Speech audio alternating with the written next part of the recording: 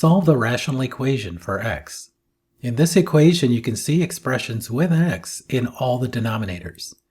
In order to solve the equation, you need to remove x from the denominators, combine all the x terms into a single term with x, and then solve for x.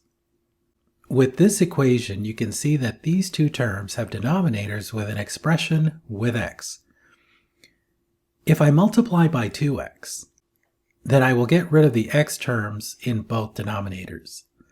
On the right side of the equation, if I multiply by x plus 1, then this term will divide out. So we need to multiply both sides of the equation by the expressions 2x and x plus 1, like this.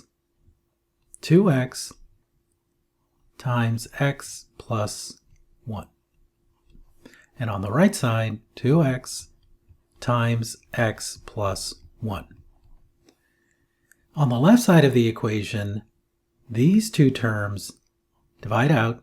This also divides out, but you're left with 2 in the numerator.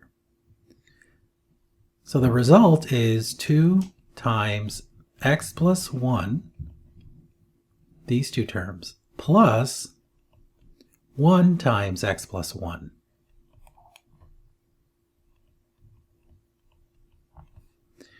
Equals, these two terms divide out, and you're left with 2x. Distributing the 2 to this expression, we get 2x plus 2 plus x plus 1 equals 2x. Notice that there are two 2x terms on both sides of the equation. They will cancel out. Simplifying, we get x plus 3 equals 0. Subtracting 3 from both sides, we get x is equal to negative 3. You can test this value of x with the original equation to see if it is a solution.